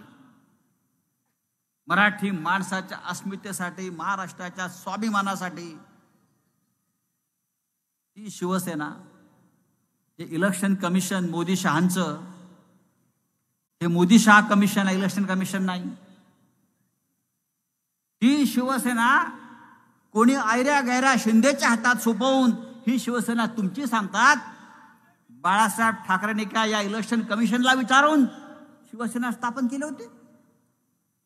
तेव्हा इलेक्शन कमिशनचा जन्म झाला होता का? अरे शरद पवार हयात आहेत, अजून शरद पवार हयात आहेत. निवडणूक आयोगासमोर जाऊन बसतायत सुनावणीला. तरीही निवडणूक आयोगाला प्रश्न पडलाय, राष्ट्रवादी काँग्रेस नक्की कोणाची? उद्धव ठाकरे उपस्थित आहेत या महाराष्ट्रात, देशात पक्षप्रमुख. तरी निवडणूक आयोगाला प्रश्न पडलाय, शिवसेना कोणाची? अरे पहा नाही शिवसेना काय. तुम्ही आमचं चिन्ह दिलं असेल, आमचं नाव दिलं असेल, पण ही विराट शिवसेना कोणाला उरबडून घेता येणार नाही. ही शिवसेना आहे. ही जमिनीत रुजलेली शिवसेनेची मुळं अशी कोणाला उखडता येणार नाहीत. हे तुम्ही लक्षात घ्या. हा महाराष्ट्र अद्याप धृतराष्ट्र झालेला नाहीये, लक्षात घ्या. आणि एकदा का या महाराष्ट्रामध्ये वणवा पेटला, त्या देशाला विझवता येणार नाही, हे सुद्धा लक्षात घ्या. उद्धव ठाकरे या राज्याचे मुख्यमंत्री असताना मगाशी सचिन अहिर आपण सांगितलं की कशा पद्धतीनं आपण काम केलेलं आहे या राज्यामध्ये, कशा पद्धतीनं आपण काम केलेलं आहे. आज काय चाललंय या राज्यामध्ये? हे राज्याचे मुख्यमंत्री आणि 2 उपमुख्यमंत्री, मी त्यांना एक फुल 2 डाऊटफुल आहेत. ते एक फुल 2 हाफ नाही, एक फुल आणि 2 डाऊटफुल आहेत. त्यांच्याविषयी कायम डाऊट आहे. पहा तुम्ही, एवढा डाऊट कधीच कोणावर नव्हता या राज्यामध्ये. ते झोपून उठल्यावर सकाळी आपण विचार करतात, तमटा काढतात, मी खरोखर पदावर आहे की नाही. संपूर्ण महाराष्ट्राची बदनामी या लोकांनी केलेली आहे. एवढी बदनामी कधी ब्रिटिशांच्या काळात झाला नसेल, एवढी बदनामी या एक फुल 2 डाऊटफुल लोकांनी केलेली आहे. मी तर असं म्हणतो, या महाराष्ट्रावर सध्या घाशीराम कोतवालांचं राज्य सुरू आहे. ज्या पुण्यामध्ये घाशीराम कोतवाल होता, त्याचे कारनामे तुम्हाला माहिती आहेत. घाशीराम कोतवाल, एक घाशीराम कोतवाल आणि त्याचे 2 डेप्युटी कोतवाल हे या महाराष्ट्रावर राज्य करतायत.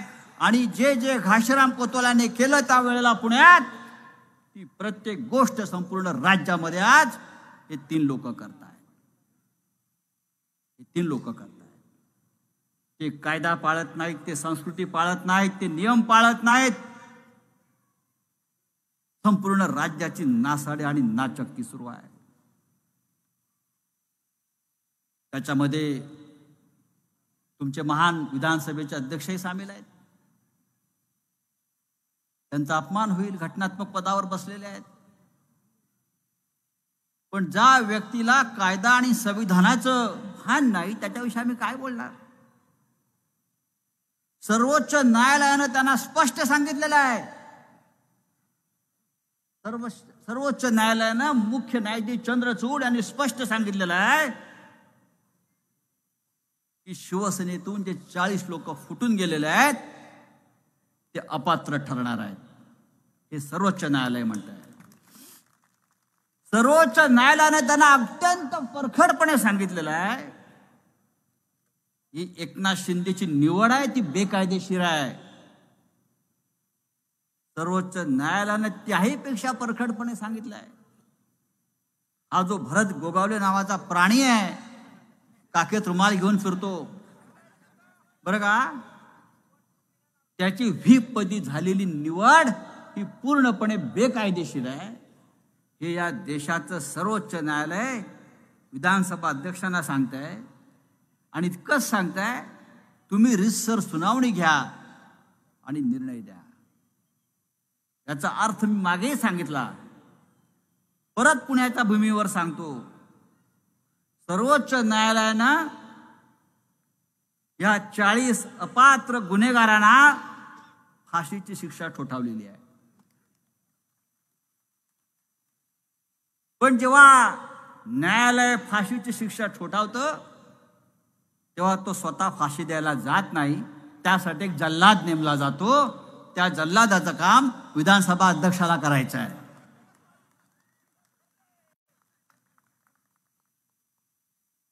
विधानसभा अध्यक्षाला जल्लादाचं काम करायचं आहे, फासावर लटकवायचं काम करायचं आहे, आणि तो त्याला घटनेनं दिलेला अधिकार आहे.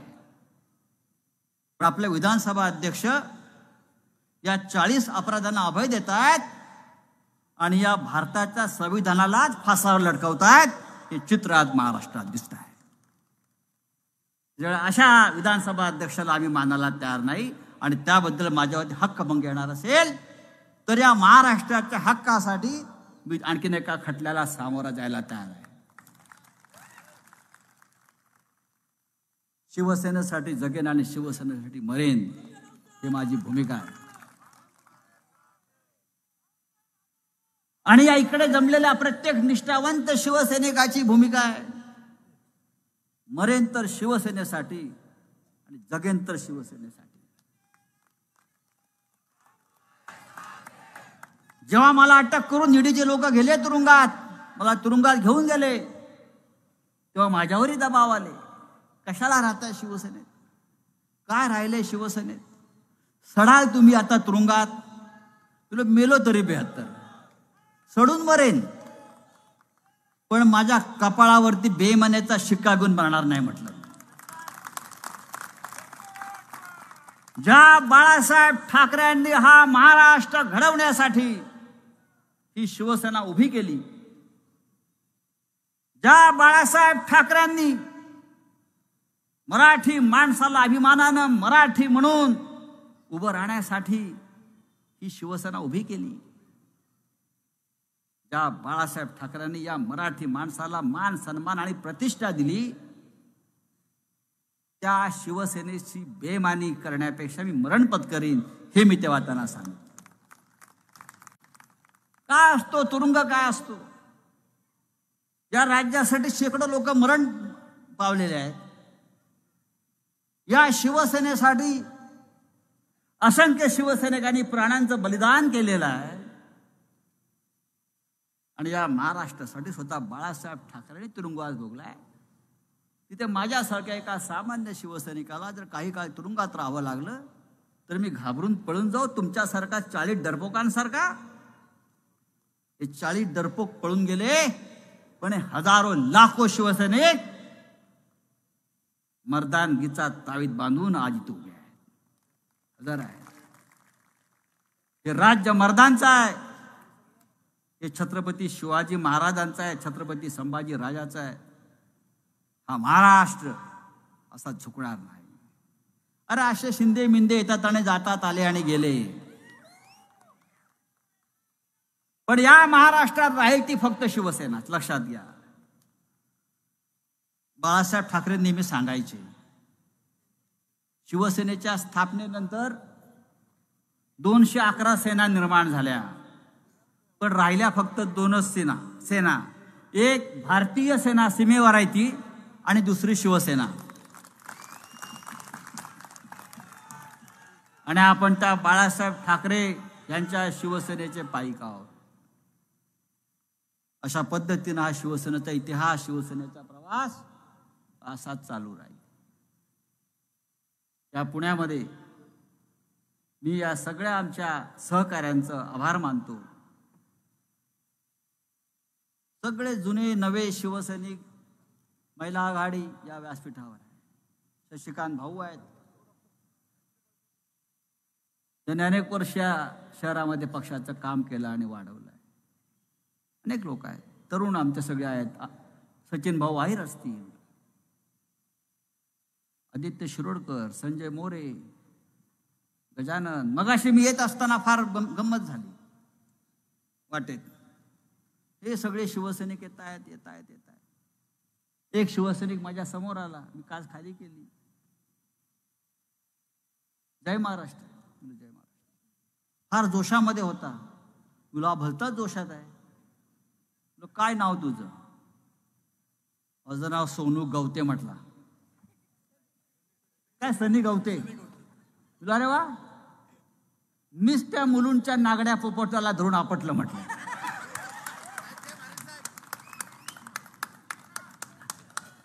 जे मुंबईला जमलं नाही ते पुण्याने केलं.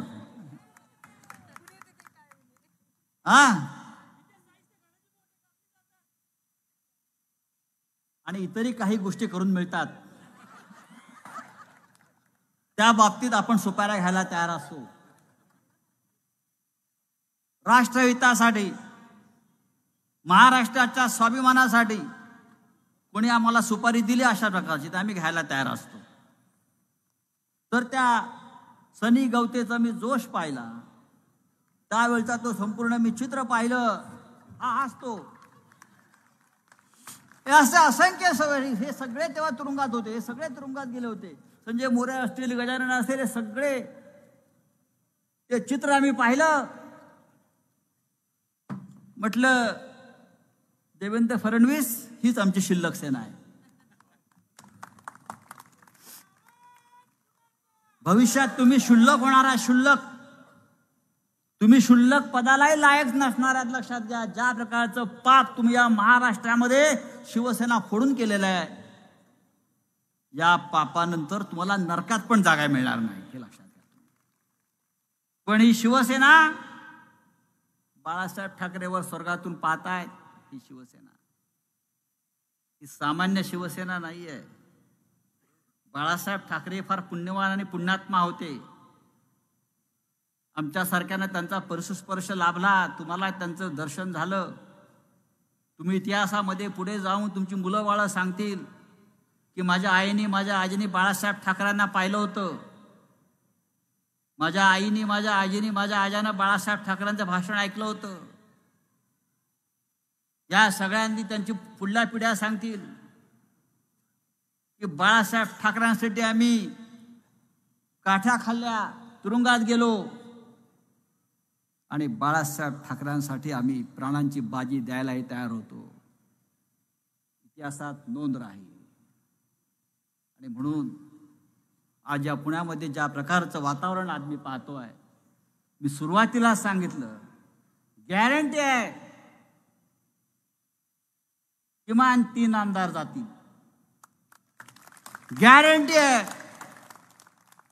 या महाराष्ट्राच्या सत्तेमध्ये शिवसेनेचा मुख्यमंत्री पुन्हा 2024 साली होत असताना त्या शिवशाहीमध्ये या पुणे जिल्ह्याचं आणि पुणे शहराचं योगदान फार महत्वाचं असेल. शिवशाहीचा रथ जेव्हा निघेल 2024 साली, तेव्हा त्या रथाला या पुण्याचे घोडे असले पाहिजे, लक्षात घ्या. अशा प्रकारचं वातावरण मी या पुण्यामध्ये पाहतो आहे. मगाशी सचिन भाऊ आपण बोललात की उद्धव साहेबांना आपल्याला इथे आमंत्रित केलं पाहिजे, त्यांना दाखवायला पाहिजे. काहीच गेलं नाही, सगळं शिल्लक आहे, अगदी व्यवस्थित. आता देवेंद्र फडणवीस ही सभा बघत असणार. मी बोलते म्हणजे 100% बघतायत. त्या निलमताई नसून विलनताई आहेत. तुम्ही त्यांचं नाव घेऊ नका. अशा विलनताईवर चर्चा करण्याची गरज नाही, अजिबात चर्चा नाही. पुणे पवित्र झालेलं आहे, पुणे शुद्ध झालेलं आहे. आता आपल्याला हा शुद्ध गंगेचा प्रवाह पुढे घेऊन जायचा आहे. आणि मला खात्री आहे या खांद्यावरचा जो भगवा आहे हा पवित्र आणि शुद्ध आहे. मी इतकं सांगेन, आले किती गेले किती संपले भरारा, पण शिवसेनेच्या नावाचा अजूनही दरारा, तो या पुण्यातून राहील. जय हिंद, जय महाराष्ट्र. धन्यवाद राऊत साहेब, लाख लाख धन्यवाद. शिवसेनेच्या पहिल्या मेळाव्याला प्रबोधनकारांनी सांगितलं होतं की सबोपचाराची भाषा गांडूंनी करावी.